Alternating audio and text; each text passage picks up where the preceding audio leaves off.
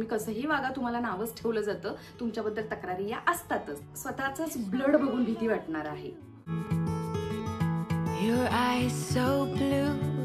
संध्याकाळचे 6 होत आहेत. पाऊस येताना दिसतोय मला. मोठे मोठे थेंब पडायला सुरुवात झाली आहे. माहिती नाही आता येणार आहे की नाही, पण चक्क ऊनही आहे आणि पाऊसही आहे. जसं श्रावणात असतं ना, अगदी तसं. तर चला, काही महत्त्वाच्या मुद्द्यांवरती मला तुमच्याशी बोलायचं होतं. एक मुद्दा असा आहे की जो खूप दिवसांपासून तुमच्याशी बोलायचा होता तोही, आणि रिसेंटलीच एक मी जो काही व्लॉग शेअर केला होता, त्या व्लॉगला ज्या कमेंट आल्या होत्या की ताई तू खूप बिंदास्त आहे, इतकी बिंदास्त कशी राहते, तू जे काही कपडे घालते ते कपडे आम्ही नाही घालू शकत आमच्या सासूसमोर, तुझ्या सासूला हे आवडतं का, ह्या अशा काही कमेंट्स तर त्याच्याबद्दलही मी बोलणार आहे. तर मी ना मागे एका व्लॉगमध्ये शेअर केलं होतं की मी पिरियडच्या पॅन्टीज ऑर्डर केल्या आहेत, आणि त्या पॅन्टीज मी असंही बोलले होते की त्याच्याबद्दल रिव्ह्यू मी नक्की देईन. जो काही माझा एक्सपिरियन्स आहे तो मी तुमच्यासोबत शेअर करेन. पण झालं असं होतं की आता जे माझे रेग्युलर व्ह्यूअर्स आहेत त्यांना माहिती आहे की मला पिरियडचा थोडाफार इश्यू आहे, आणि त्याच्याशी रिलेटेड माझी बरीचशी ट्रीटमेंटही झालेली आहे, आणि सध्या मी होमिओपॅथीवरती आहे. तर होमिओपॅथीने 6 महिन्यापासून ते रेग्युलराइज होत आहेत. तर पहिल्यांदाच असं झालं की 1 महिना स्किप झाला, म्हणजेच 2 महिन्यांनी मला चक्क पिरियड आले. म्हणजे मी जशा काही त्या पिरियड पॅन्टी घेतल्या तेव्हा माझे पिरियड पहिले संपत आले होते. त्यामुळे मला इतकं काही फ्लोमध्ये वगैरे, म्हणजे जेव्हा हेवी ब्लिडिंग असतं आपलं सेकंड डेला वगैरे, तर तेव्हा ती वापरता नव्हती आली. मी शेवटी त्या पिरियडच्या पॅन्टी माझ्या रिसीव्ह झालेल्या होत्या. थोडंसं मी अगोदर ऑर्डर करायला हव्या होत्या. याचमुळं मी म्हटलं होतं की काही कमेंट आल्या होत्या, त्यांना म्हटलं होतं की वेटचा अर्थ हा असाच होता की एकदा मला फुल पिरियड्स येऊ द्या, म्हणजे मला ते फुल मंथ, जो काही आपला 4-5 दिवसांचा प्रत्येक स्त्रीचा पिरियड वेगळा असतो, तर माझा हा 5 दिवसांचा जो काही आहे तो मला वापरून बघू द्या, आणि मग मी तुम्हाला रिव्ह्यू देईन. तर चक्क तेव्हापासून मला पिरियड्स आलेच नव्हते, आणि आता आले आणि नॉर्मल आले. तर जो काही हेवी फ्लो असतो दुसऱ्या दिवसाचा, तिसऱ्या दिवसाचा, काही जणींना पहिल्या दिवसापासूनच असतो, तर मोस्ट ऑफ दी लेडीजना सेकंड डेला हेवी ब्लिडिंग होतं. तर त्या ब्लिडिंगमध्ये मला या पॅन्टीज वापरून पाहायच्या होत्या की खरंच या उपयोगाच्या आहेत का. अदरवाईज उगाचच मी सांगते म्हणून जर का तुम्ही त्या पॅन्टीज ऑर्डर केल्या आणि तुम्हाला जर का त्या चांगल्या वाटल्याच नाहीत, युजफुल झाल्याच नाही, तर पैसे नको वेस्ट जायला, म्हणून हा रिव्ह्यू. तर माझा रिव्ह्यू असा आहे, थांबा पहिल्यांदा मी दाखवते. हेल्थ फॅब नावाची एक कंपनी आहे, गो पॅड फ्री हेवी असं नाव आहे, आणि हे मी शेअर केलं होतं मागे. तर एम साईजमध्ये मी ऑर्डर केलेली आहे. बेसिकली कसं आहे सांगू का, पूर्ण पॅन्टमध्ये ना, जसं की काही जण कॉटनचा पॅड यूज करतात, कॉटनचा कपडा ॲज अ पॅड म्हणून, तर तशा टाईपमध्येच हे पॅन्टीमध्येच आतमधून स्टिच केलेलं आहे असं मला वाटतंय. तर याचे एक 3-4 पॉईंट आहेत. फायदा असा आहे की खरंच सतत पॅड बदलत राहण्याची चिंता नाही. आपण कंटिन्यू 12 तास सुद्धा विदाउट पॅड हेवी ब्लिडिंगमध्ये सुद्धा राहू शकतो. पण 12 तास न राहिलेलंच बरं. 7-8 तासांनी आपल्याला पॅन्ट ही चेंज करावी लागणार आहे. तर म्हणजे डाग वगैरे लागतो का, तर नाही लागत. डाग लिकेज होत नाही. तुम्ही बिनधास्तपणेही वापरू शकता. सतत पॅडचं इरिटेशन नाही, चेंज करायची गरज नाही, आणि असं सतत कॉन्शियस राहायची गरज नाही की लिकेज होतंय का, कुठे डाग पडतोय का, याचं टेन्शन नाही. आणि एकदम कम्फर्टेबल की आपल्याला पिरियड चालू आहेत असं सुद्धा वाटत नाही. तिसरी गोष्ट म्हणजेच पॅडमध्ये जे काही केमिकल यूज केलेलं असतं त्याच्यामुळे जे काही इचिंग वगैरे होतं, इरिटेशन होतं, असलीही काही गोष्ट नाही. तर आणखी ज्यांना कमी ब्लिडिंग होतं त्यांच्यासाठी तर अगदीच बेस्ट आहे ही पॅन्ट. हेवी ब्लिडिंगवाल्यांच्यासाठीच फक्त माझा कन्सर्न होता, तोच मी आता क्लिअर करते की लिकेज वगैरे होत नाही. हां, आता खरा मुद्दा कुठे येतोय. अजून एक फायदा याचा असा की एकदा ही पॅन्ट घेतली तर ती खूप वेळा रियूज करू शकणार आहे आपण, म्हणजेच खूप आपले पैसे सेव्ह होणार आहेत जे आपल्याला पॅडवरती खर्च करतो, तर ते पैसे आपले वाचणार आहेत. ओके. तर अजून एक महत्त्वाचं की मी पिरियडचा कप जो काही मिळतो तो सुद्धा यूज केलेला आहे, तर त्याच्यापेक्षा सुद्धा ही पॅन्ट कम्फर्टेबल आहे. तो कप यूज करताना म्हणजेच इन्सर्ट करताना किंवा काढताना कधी कधी ना खूप इरिटेशन होतं, नकोसं वाटतं. एकतर आपण त्या पिरियडच्या पेनमध्ये असतो. आता मला पेन होत नाही, तो भाग वेगळा, पण मी इन जनरल बोलतेय. तर अशा वेळेला ते नको वाटतं इरिटेशन, आणि त्याला उकळवावं लागतं, म्हणजे स्टेरिलाइज करावं लागतं. असं बरंच काही असतं त्या कपासाठी, पण या पॅन्टीला तशी काही गरज नाहीये. आता सगळ्यात लक्षात घेण्यासारखा पॉइंट या पॅन्टीचा असा आहे की ज्यांना स्वतःचंच ब्लड बघून भीती वाटणार आहे, कारण पॅड यूज करायला लागल्यापासून आपल्याला धुवायच्या गोष्टी सवय नाही, आपण वापरतो आणि पॅड फेकून देतो, ठीक आहे, डिस्कार्ड करतो. बट या केसमध्ये आपल्याला ती पॅन्ट धुवावी लागणार आहे. तर जर का तुम्हाला रक्तच बघून भीती वाटत असेल तर ही पॅन्ट तुमच्यासाठी नाहीये, कारण हेवी ब्लिडिंगचं तुम्ही समजू शकता की किती सारं ब्लड निघणार आहे. तर ही पॅन्ट वॉश करण्याचं धाडस असणाऱ्या स्त्रियांनीच ही पॅन्ट मागवा, की त्यांना ते सगळं काही सहन होणार आहे. काही काही खूप नाजूक असतात, त्यांना नाही सहन होत किंवा धुवायला नाही आवडत ज्यांना, त्यांच्यासाठी ही पॅन्ट बनलेली नाहीये.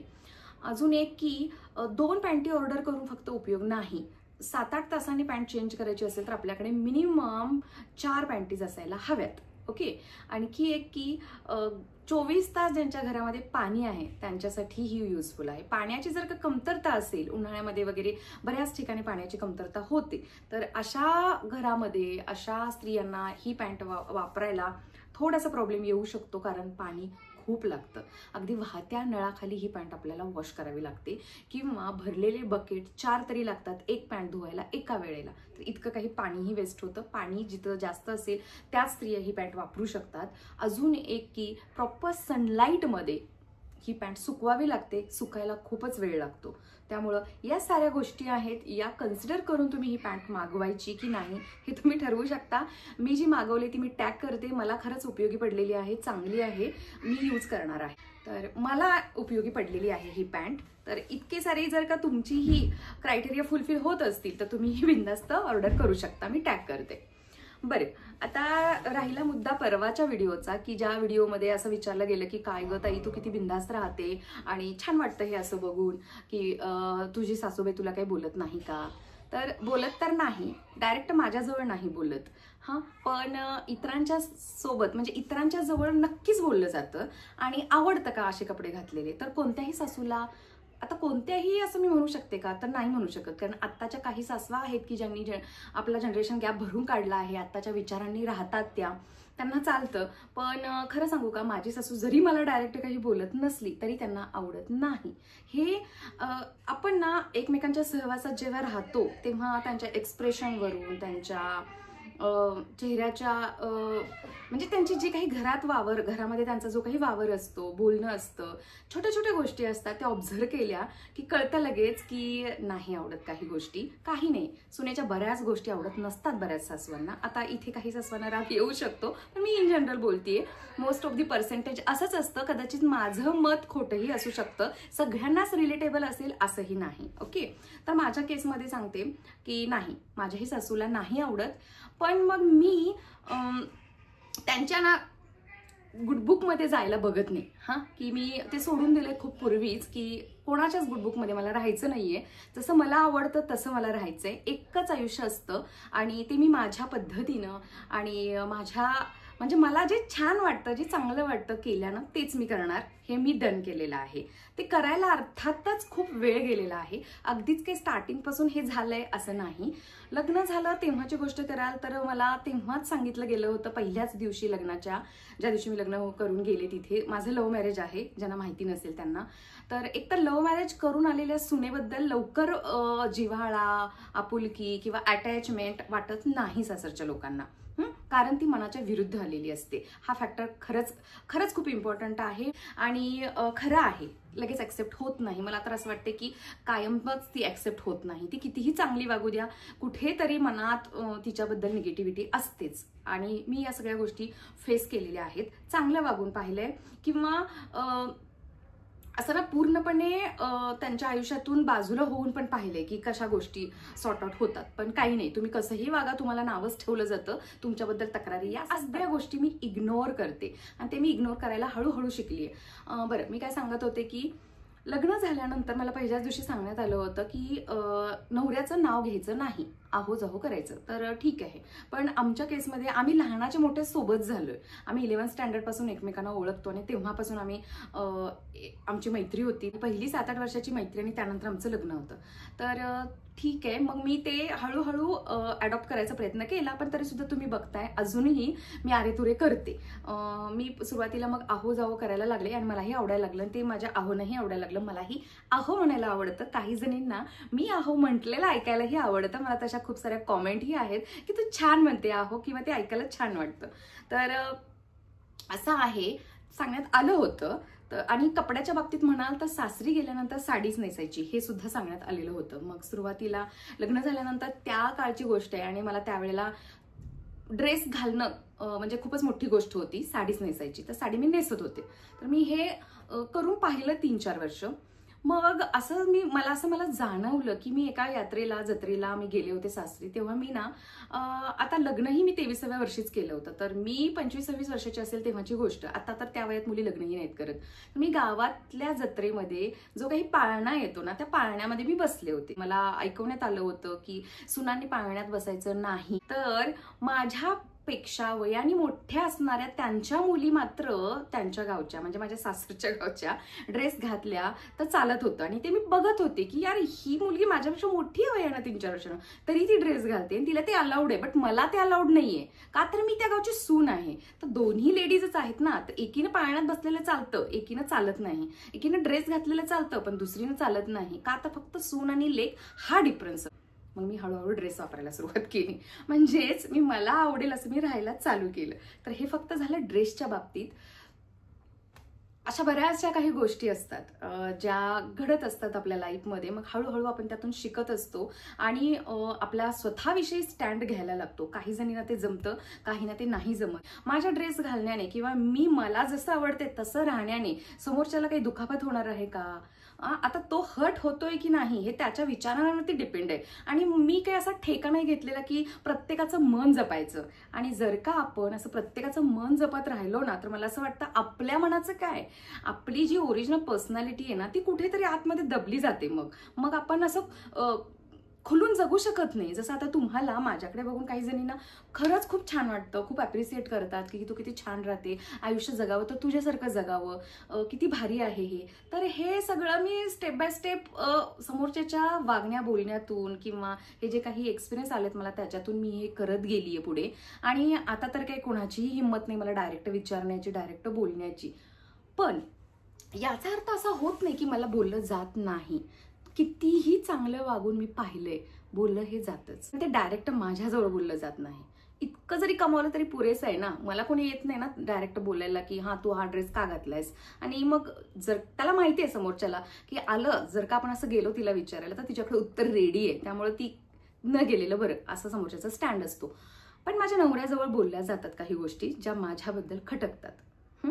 आता या केसमध्ये नवरा जर का आपल्या बाजूने असेल, आपल्या बाजूने स्टँड घेणारा असेल तर मग तर काही टेन्शनच नाही, हो की नाही.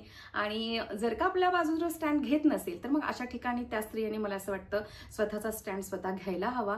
आणि ही खूप छोटीशी गोष्ट आहे. आपण इथं कोणाचा काही मर्डर करत नाहीये की स्वतःच्या मनासारखं जगतोय म्हणजे काय आपण समोरच्याला घालून पडून बोलत नाही, आपल्या रिस्पॉन्सिबिलिटीपासून दूर पळत नाही. उलट सगळ्या जबाबदाऱ्या सांभाळून, घर संसार सांभाळून, आपली नवऱ्याची मुलांची काळजी घेऊन, संसारामध्ये प्रगती करून आपण स्वतःच्या इच्छा आकांक्षा पूर्ण करतोय.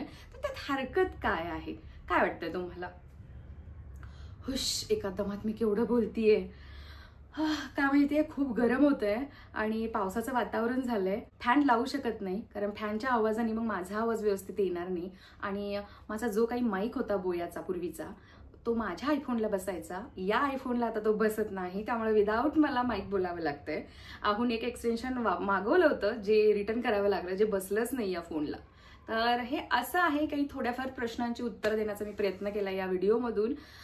असंच वरचेवर जर का तुम्हाला वाटत असेल की मी हे असे व्हिडिओज बनवावे तर नक्की कॉमेंट करून सांगा की मला माझी आतापर्यंतची स्टोरी म्हणजे स्ट्रगल स्टोरी आमची, किंवा आम्ही किती छोट्या पगारातून इथपर्यंत आलो, कसं कसं केलं, की लव्ह मॅरेज आम्ही कसं निभावलं, कशी प्रगती केली आणि इथपर्यंत कसं आलोय. तर हे बऱ्याच जणींना जाणून घ्यायचंय. तर तुम्हाला हे कसं ऐकायला आवडेल हा मला पडलेला प्रश्न आहे. तर नक्की मला कोऑपरेट करा, मला हेल्प करा आणि सांगा कमेंटमध्ये की तुम्हाला कसं ऐकायचंय. असं 1 to 1 बसून मी बोललेलं तुम्हाला आवडणार आहे की व्लॉगमधून बोललेलं आवडणार आहे. आणि जर का असं बसून आवडणार असेल तर याची एक मी सिरीज बनवते नक्कीच. अधूनमधून व्लॉगचे आहे असे एपिसोड मी टाकत जाईन. ही आयडिया कशी वाटते नक्की सांगा. याला जर जास्तीत जास्त मैत्रिणींनी कमेंट केली की हो तू अशी सिरीज बनव, तर मी ती सिरीज नक्कीच तुमच्यासाठी घेऊन येईन. मग त्यामध्ये आमचं स्ट्रगल असेल, आम्ही कशा पद्धतीनं पहिलं घर कुठल्या कंडिशनमध्ये बुक केलं होतं, त्याचे हप्ते कसे भरले किंवा त्याचं लोन किती वर्षांमध्ये क्लिअर केलं, मग फायनान्शियल प्लॅनिंग कसं केलं, सेव्हिंग्स कसे केले.